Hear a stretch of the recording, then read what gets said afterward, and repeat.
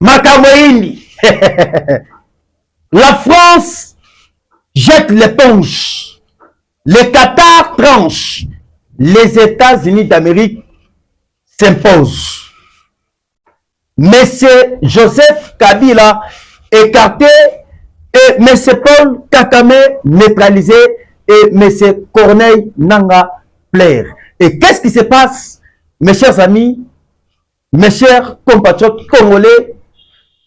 Bonjour et bonsoir. Nabanyo surtout bazui libaku malamu yakola na biso na scène oyo biso yaba de tata et de maman. Chaîne yaba congolais de père et de mère. Mes chers amis, mes chers compatriotes congolais. Actuellement, Bokoyeba, qu'est-ce qui se passe au Qatar? Massad Balos, l'émissaire du président Donald Trump au Qatar. Toi, tu sais que match Sili. Parce que Makambu eleki lelo na Qatar. Na koye bisabino. Na décision et où tu peux tomber. Et pourquoi M. Nanga Zali Kolela? Nanga où tu connais la déclaration? À la place Willingo Aloba. À la place il y a chargé de communication Laurence Kanyuka Aloba. Nanga Lubi à la place il y a Laurence Kanyuka. Nini Elisali Kolika Bandi Kobala. Lelo na Qatar nini Elika Kikuna. Parce que tout le monde est déjà présence il y a France. Présence, il y a envoyé spécial, il y a Donald Trump, il y a États-Unis d'Amérique. Représentant, il y a Lomé. Représentant, il y a RDC.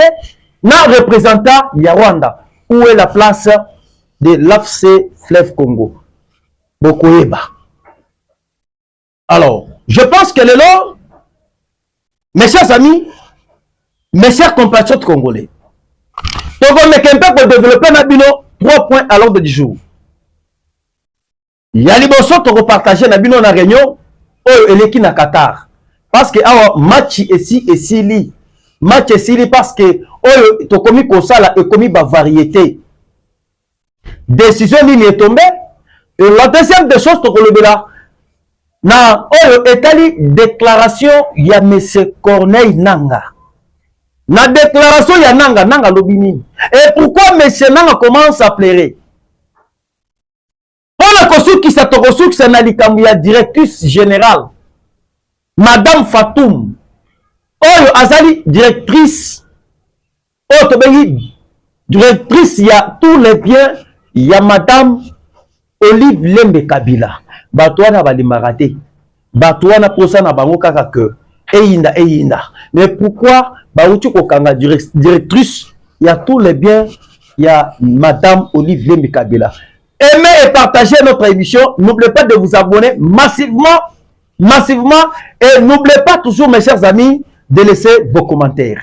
Alors, Oya quantité à quota. Kabole la émission, mes chers amis. Partagez les liens. Naba Oyo Bayebite Bayeba. Toujours dans le cadre, il y a la constitution de notre pays. Chaque Congolais a le droit à l'information. Chaque Congolais a le droit à informer. Ayeba. Moka ezali wapi, to uchu wapi et to sali kokende wapi. Na minute on to sali ko ebisabilo mes chers amis. Réunion moko esalemi ya kafu na kati ya Qatar. Réunion esalemi ya kafu. France atindi délégué naï. États-Unis atindi Massad Balos comme représentant naï. Lomé, c'est-à-dire Togo. Qatar également, son ministre des Affaires étrangères. La République démocratique du Congo et le Rwanda. Mais pourquoi Makamouya Qatar?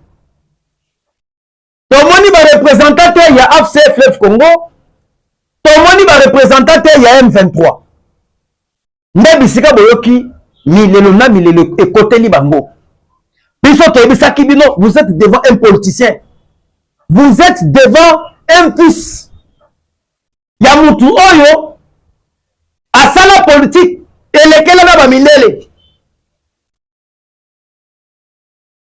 bobandaki kominiminize Tshisekedi, bobandaki kokanisa ke Tshisekedi c'est un petit joueur.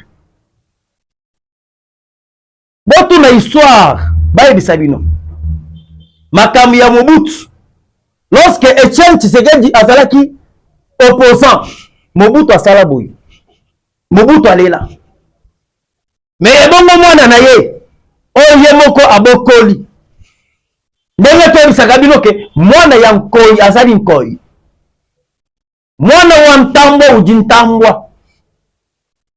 Yo si omona nkoi ake kobota ntaba koi azali kobota kaka nkoi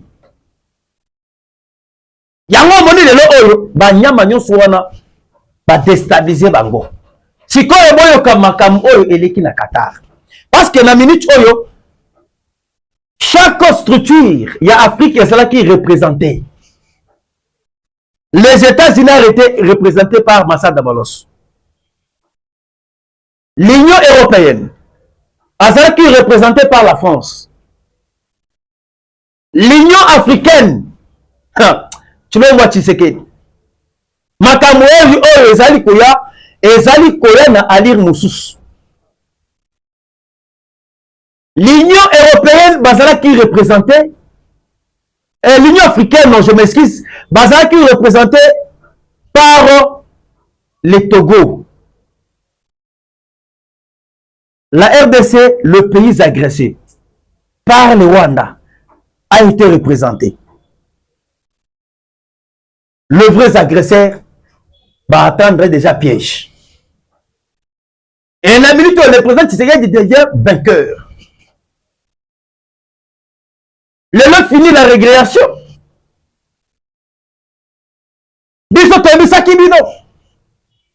Vous êtes devant un grand politicien et bien formé par son père. Et la minute Matamu Elekikuna, chaque pays va se mettre d'accord. N'oubliez pas dernièrement, la France c'est un partenaire du Rwanda. C'est la France qui donne les armes au Rwanda pour nous agresser. C'est la France qui est derrière le M23. Bar RDF, Alliance Fleuve Congo. Maintenant, le lobo moni France a quelque fois dans la carte il y a réunion na Qatar. Et France a signé. États-Unis a signé les sous. Ni les alliés Koya aux jours à venir.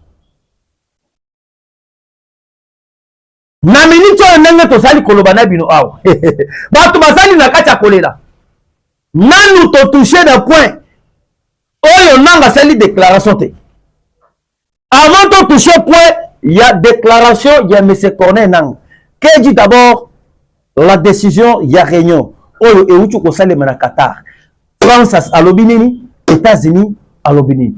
Écoutons chers amis chers téléspectateurs. Ya scène o ya biso ya ba detata et des membres. Boyoka déclaration. O ya ba pays nyonso to basangani. O ya ba lobeli likambo ya Congo. Sur ce,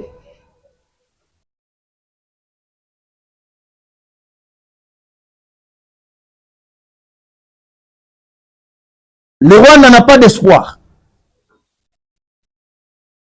Nakati réunion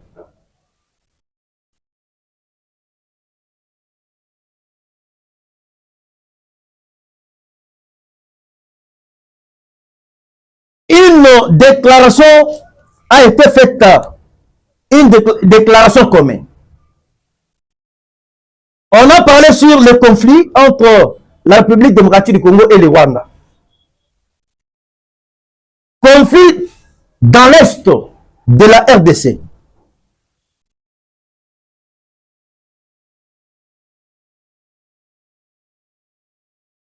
réunis dans la capitale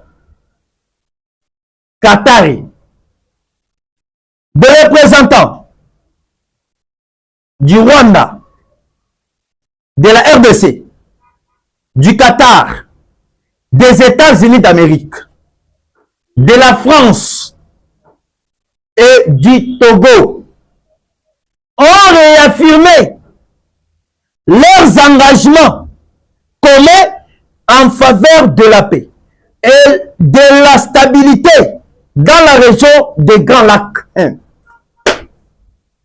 On a dit clairement que tous les représentants vont assister à la réunion. Ils ont réaffirmé leurs engagements pour la paix dans la partie est de la RDC. Et on ajoute encore, cette réunion s'inscrit dans la continuité du sommet trilatéral organisé le 18 mars à Doha entre le président congolais et M. Paul Kagame et Qatar. Bayokani bango na bango ba signé pona makam oyo etali kimia na parti ya est ya Congo. Yango na nasali komi tuna lelo. Et pona nini tomoni ba représentateur ba M23. Et pona nini tomoni présence ya M. Paul Kagame. Yango toyebisaki bino au début ya émission oyo. Mais c'est Paul Kagame écarté, M. Joseph Kabila écarté, mais c'est Paul Kagame neutralisé et nanga player. Pourquoi? Comment est-ce que M. Paul Kagame est neutralisé? Na minute oyo tosali koyebisa bino. Nanga Bazala qui soutenu par M. Paul Kagame va même Joseph Kabila. Oyo azala qui maître na bango. Muntu oyo amesana kopesa bango minduki. Et sikoyo avec pression diplomatique na détermination ya président Tshisekedi. Comme Kagame abandé kotinda bango, ba agresser Congo, va bénéficier de part ébélé, de part des lions. Quoi dirais-je? Mixage, brassage, aussi il y a l'armée, aussi il y a la police. Dialogue politique. Et lorsque on bénéficiait de ma camion Souana, le pays avantagé c'était le Rwanda. Et si Kagame il est écarté. À la place à bénéficier de ma mixage et brassage, à continuer pour ça là, pillage, yaba minéré. Mais cette fois-ci, il est écarté, n'a pas pour parler, il y a Qatar. Et n'a pas pour parler, il y a M23. Et comment est-ce que M. Joseph Kabila est totalement écarté?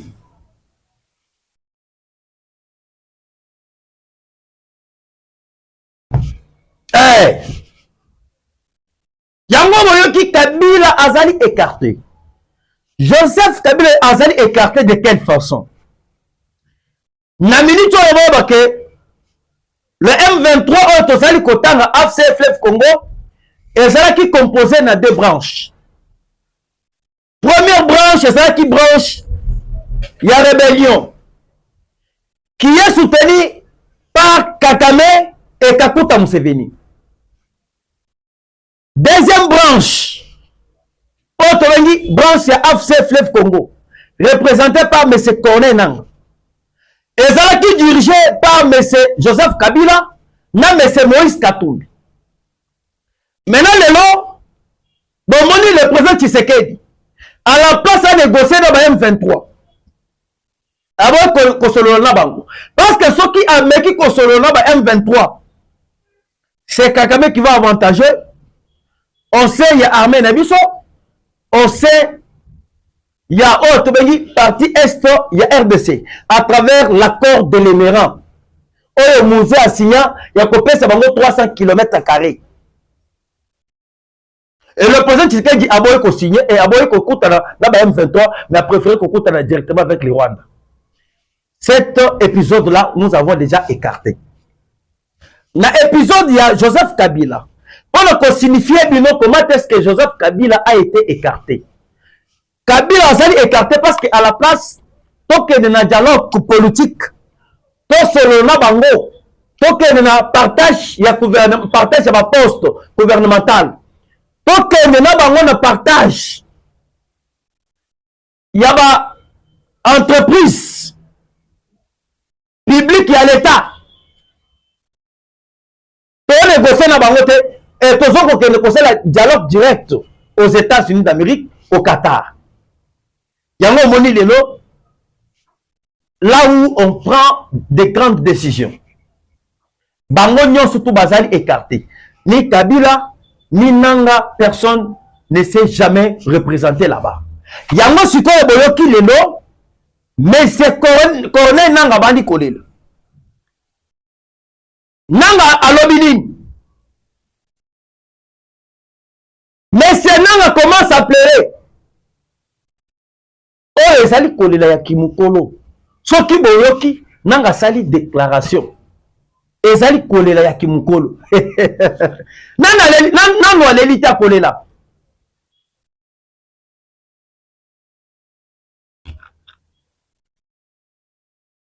Akolela. Pour que toi évolue, il faut voir Elo Komoko. Je suis la seule personne qui vous amène de bonnes analyses. Je suis la seule personne qui vous amène à bien réfléchir et à Kebo Koma. Nan nous touché point Oyo RDC na États-Unis basé pour conclure. Maintenant sur les accords, sur le minerai. Parce que Nenge Tozali Koye Bisabino. Déplacement, il y a présent Tshisekedi aux États-Unis. Et Zali, déplacement stratégique. Et lorsqu'on va signer ces accords-là, parce que selon les accords, Bozali Koyoka les accords. Ne pensez-vous pas que le président Tshisekedi va faire des mandats? Parce que selon les États-Unis, c'est un accord qui prend, Zali accord, qui va prendre 15 ans.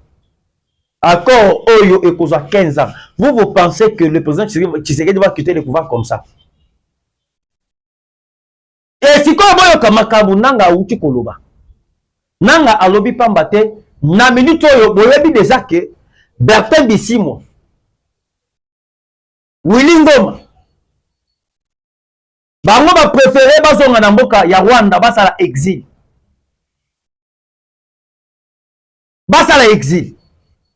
Laurence Kanyuka na batu mususu na ba Makenge bango ba préféré bakende na kati ya Uganda bakende kosala exil.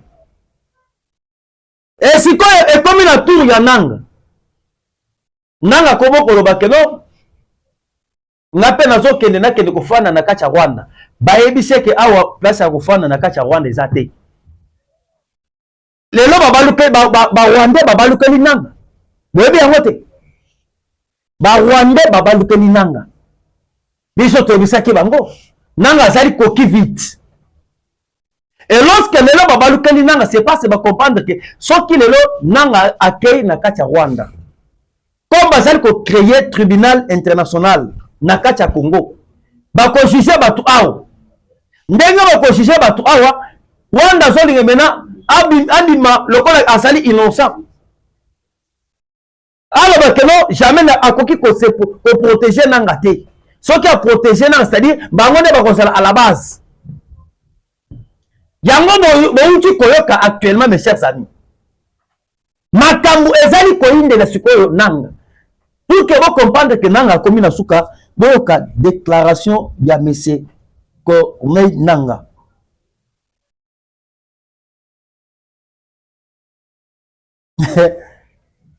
L'opposition, il y a ma papa pénant. Voilà. Boyoka makambo nanga lobi awa. Nanga lobi.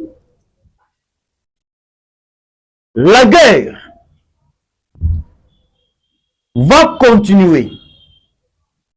Même si l'édule est signé avec les États-Unis. Car il doit entrer et il doit enlever Tshisekedi au pouvoir. La vérité, c'est que Nanga, Oya Kindoki, je vous dis Oyo Ekomi Kindoki.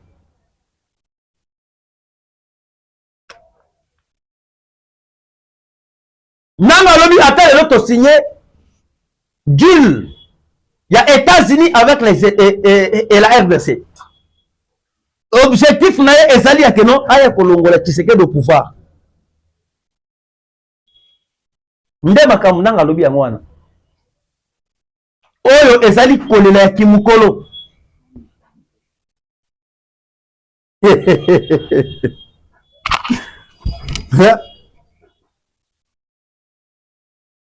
Nanga il sera maintenant compte que à cela qui calcule ma bé. À comprendre déjà que a commis la soupe. Et lorsque les Nanga vous parle que Azali Koya makamwa ezali ko concerné était yaba accord. Et Azali Koya pona Koya ko ça la rébellion contre Tshisekedi. Abengana Tshisekedi au pouvoir. On va essayer de calculer. Bon, pour que vous compreniez que Bazali maintenant qu'on distraire par Congolais. Pour que les Congolais va comprendre que Batouana va comme une souka. Nanga Koya ko ça la rébellion ko bengana Tshisekedi au pouvoir avec quelle armée?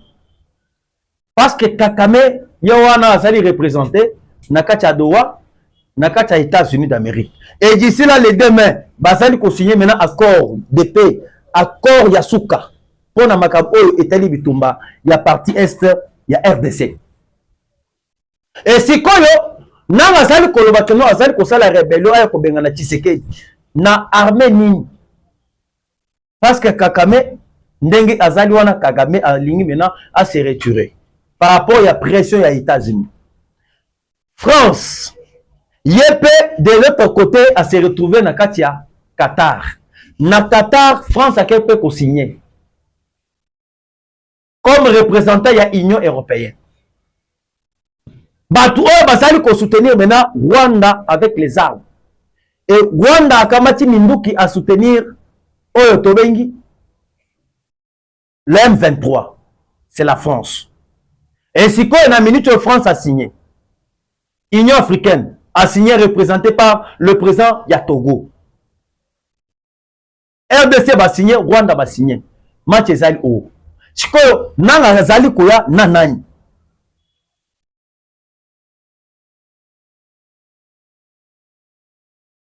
Et moi, j'aimerais vous dire que la guerre que Nanga vous parle, que la guerre va continuer. La guerre va continuer sur sa tête. Et jusqu'à ce qu'il va se repentir.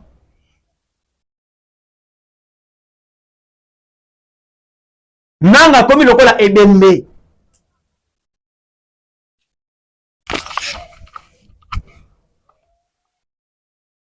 Et Nanga zoli maintenant se faire sauver.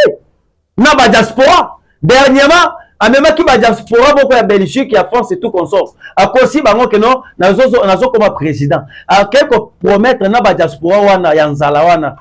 A même ba Rwanda ba diaspora ya Rwanda. A promettre bango que dans quelques jours nazo comme président ya RDC.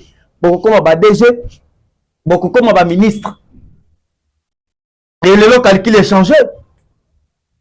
Ce qu'on a kokende wap c'est ça le problème. Les gens na minute au ba diaspora. Tous les diasporas, il y a Europe, il y a Asie. Bazali contre ces messieurs ici nanga, oya kamati minduki yake kopesa. Beki et pas M. Paul Kakame, na M. Joseph Kabila. Bazali contre nanga. Et nanga sko kokende kufana mboka nini. Rwanda babo ilie, Ouganda babo elie, na Congo, il est condamné par le gouvernement congolais. Aux États-Unis, il a été sanctionné. Il va aller où?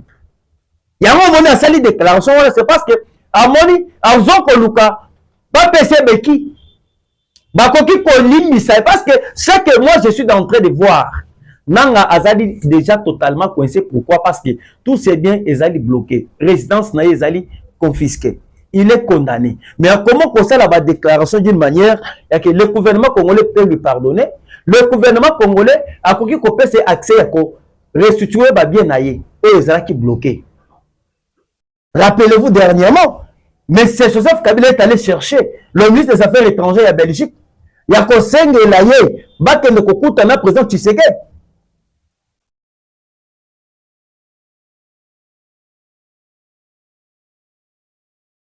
Tous, ils seront à la CPI. Boka Makam Nazali Koueb Sebino.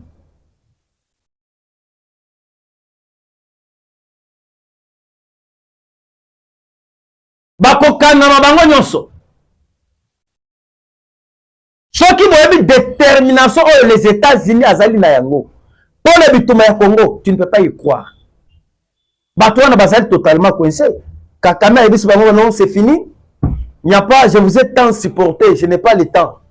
Je vais retirer les troupes avant qu'ils soient les 5. Les 5 Kagame à l'objet pour retirer les troupes.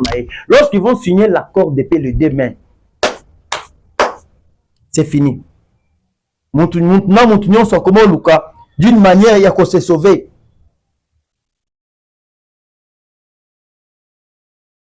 Bako Sabinote. Et na Ali Makamozal Koken. Voyez que beaucoup de gens vont pleurer. Bato ebele bakolela. Au moins, ce que moninga lelo na beti pena munyere pena boye. Yeba ke na ye pena mobimba nazali mettre plein na ye mobimba. Mettre plein teke ya kiyanke. Mettre plein ya koya ko partager na bino. Makamnyo sto ya Congo. Ozali général. Ozali colonel. Tokobeta ba bordir. Tokozong se bino na nzela. Munyere ezali signification. Il y a idéologie, il y a notre amateur. Etienne Tshisekedi wa Mulumba. Mutu oyo abundela ba valeur. Mutu oyo abundela Moka. Mutu oyo asala lutte non violence. Ezali bato bazali ko sala opposition ya rébellion te. Bakabila ba diriger ba Moka oyo bakay ko préférer ko sala une opposition ya rébellion. Ils le laissé. Oh, Abunda pendant 37 ans sans prendre les armes. Et jusqu'à présent, moi, je n'ai pas eu pouvoir. Namindu qui pète. Et Namindu, tu vois que façon les États-Unis pour préparer Dul Yabango avec la RDC. Ça fait peur dans plusieurs nations, dans plusieurs États. Et dans l'État, il y a Europe. Et dans l'État, il y a Afrique. Et dans l'État, il y a sous-région, il y a Grand Lac. Le président Tshisekedi, à chaque fois, il y a tout moment, il deviendra un président fort et puissant ici en Afrique. On va oublier les Kakame, les Kakuta Museveni là. Vous ne vous avez pas suivi dernièrement le fils de Museveni comment il vous parle. Moi, il y a Museveni Abimi Awazali Koloba en disant que non, na minute oy. Mon grand frère, le président Félix Tshisekedi, c'est un meilleur président. Et pourquoi le fils de Museveni s'hazarde et prend le courage? Il y a le président Félix Tshisekedi. Basi va comprendre. Tshisekedi est égal aux États-Unis d'Amérique. Naba initiative, oh, les États-Unis azali na yango. Ils préfèrent la paix puis se revenir dans la partie est du Congo. Et émerger en RDC avec des sociétés, avec des moyens pour protéger les minéraux de la République démocratique du Congo. Et pourquoi les États-Unis ont bâti Makambo ya Ukraine? Abagisi Makambo ya Ukraine, c'est parce qu'il y a un conseiller, Donald Trump, ne souhaitait pas toujours prendre les minéraux et créer des conflits en Ukraine. Là-bas, minéraux, il y a des Ukraine. Mais ils allaient venir au Congo. Venez au Congo. Il y a le franc, monsieur Donald Trump a quatre financement. Il y a qu'on soutenir Ukraine avec des milliards et des milliards. Vous savez, depuis que le conflit à Ukraine et Banda, vous savez que combien les États-Unis ont dépensé dans l'administration, il y a M. John Biden. Les États-Unis ont dépensé 500 milliards. Aujourd'hui, vous dépensez belé. Il y a qu'à émerger dans le Congo. Il y a beaucoup de minéraux, il y a plusieurs sortes de minéraux dans le Congo. C'est pour cela que Moni ailleurs. Aïe Pambaté, aïe c'est parce que Moni, dans le Congo, je vais prendre des pyrochlores, des lithium et tout qu'on sort. Il y a un moment où qui favorable. Il y a un moment où tout fond le ma nous avons besoin de la paix et on va la procès à minérer. Ça va? Tant qu'il y a un partenariat, vous venez, vous soutenez la RDC, vous prenez les minéraux, vous émergez avec vos sociétés. Gagnant-gagnant. Et le peuple va bénéficier. Imaginez-vous, Bitumba et Sala, des années et des années dans la partie SCA Congo. 30 ans. Kabila est incapable de faire ça. Et tu sais d'ailleurs que c'est ça. C'est le seul président en Afrique à sali histoire et à Tikipe Bilem.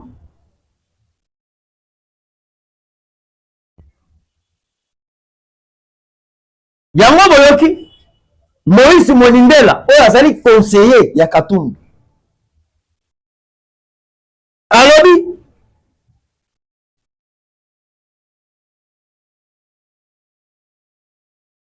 selon le conseil de M. Moïse Katumbi, Moïse Monindela estime que l'accord de principe entre la RDC et le Rwanda sous l'égide des États-Unis est un grand pas vers la paix. Va comprendre. Ils ont compris. Makambo ezali ndenge bango babanda kokanise la te. Makambo ezali ndenge oyo bango babanda komonela yango te. Makambo échangé, makambo ezu déjà ampleur, makambo ezu déjà couleur mususu. Tshisekedi c'est un vainqueur. Biso to ebisa kimino ke Tshisekedi akolonga bitumba oyo ni Lissache, ni Munduki, avec Bic na papier. Quelque chose que Kabila avait échoué. Parce que les lois namoni, Batouana, Batelemi, Babandi, Bena, quoi, qui c'est Tshisekedi. Toboye makambu ya accord, ya ba minéré, ya Congo, bilobo que ne koteka et pas les États, c'est-à-dire, comment koteka, mboka pas les Américains. Bato bazali, je ne comprends pas. Bijingi, jingi. Bazali bandoki. Bazali na mayele te. Pour la ville, vous préférez que na ba accord, ya CNDP. Ndenge Kabila sala akeko signé accord ya CNDP. Kabila akeko signé accord ya ba M23. Kabila akeko signé accord na ba Laurent Ngunda Batware, na ba Wanga Chouchou, na ba Azalé Ruberwa. Amemeli biso ba Rwandais aw. Pour que bango ba piyaka minéré, ba exploiter ba minéré, raffinerie et salama na kacha Rwanda, raffinerie et salama na kacha Ouganda. C'est ce que vous préférez. Que par rapport à coopérer directement avec les États-Unis. Que par rapport à coopérer directement dans les parrains, il y a Kakame. Vous comprenez ce que Bato na bazali na maïl. Na Congo, Bato ebele bozali komo na bazali kolata bavesse wana. Ce n'est pas dire que bazali na maïl et kolega Bato mususu. Ce n'est pas dire qu'ils sont intelligents de plus que nous. Bablo mususu ki ngai na fanda na zali komo na ngo. Je ne pense pas que Bato na bazali na maïl kolega ngai.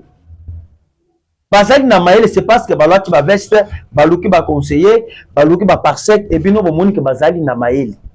Ces gens-là sont utilisés. Koti kala jamais kozala na maël. Ezali ba o mususu na zali komona. Ya mais c'est vital quand même. Kamera yazali ko s'opposer. Ya ko Olivier Matata mponyo na justice. Pour que vous comprendre que Batouana Bazalaka na maël te. Imaginez-vous, justice congolaise et Sengi va juger Matata Mponi. Il y a Azal Kogarda, Azal Kobo et Olivier Matata Mponi. Vous pensez qu'il est plus sage que moi? En oubliant que Matata Mponi, cette affaire a été déjà réglée lorsqu'il fut sénateur au sein du Sénat. Matata Mponi a été livré par M.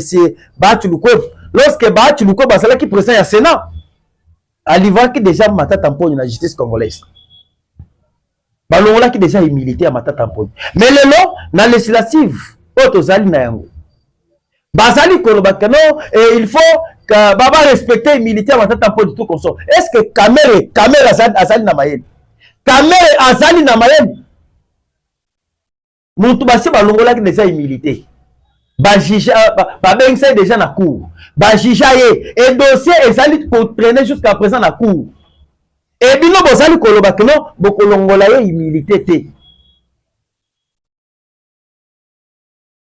Merci vraiment na président ya cour constitutionnelle Dieu donné Kamuleta parce que président ya cour constitutionnelle a établi que la justice congolaise n'est pas l'Assemblée nationale. Makambo etali humilité etali bangote. Mutu ayebi musolo ya l'État, mutu ayebi musolo ya peuple, il est censé ya koya ko répondre. Na bambeba na ye, na makamu na ye. Alors, toko na point ya souka pour que to chute. Actuellement, il faut boyeba déjà que on veut d'arrêter la directrice Fatoum ya madame Olivier Lembe Kabila. Cette dame azala qui ko gérer la fondation Ebele ya madame Olivier Lembe Kabila. Mais comme elle gérait la fondation Nyon surtout Ebele ya madame Olivier Lembe Kabila, mais il y a une information qui nous parvient. Elle a été arrêtée. Mais on va chercher à expliquer bino. Bakange pour nanini et pourquoi toko ko démontrer kokota en détail partout pour que vous ayez détail, il y a arrestation naïe. Et néanmoins encore, je vais vous dire que la SADC vient de se retirer à partir de la ville, il y a Goma. Nous avons le phare de CO Basala qui n'a qu'un ya Monusco. Ba jeune wana, ba guerrier, ba force spéciale. Au Basala qui peut la ville, la Goma, ba où tu peux se retirer.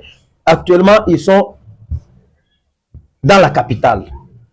C'est-à-dire qu'à la minute, il y aura la paix dans la partie est de la RDC. Vous allez maintenant qu'on se pour que tant que bêta toko kota, tant que respecter, moi bendan. Merci vraiment une fois de plus.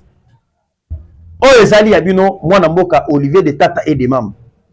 Oh le pena à s'abonner, à s'abonner. Oh la quantité à kota pour que abana kozala informé à temps réel. Merci encore Tokotana Nabino na Mbala Yassimo.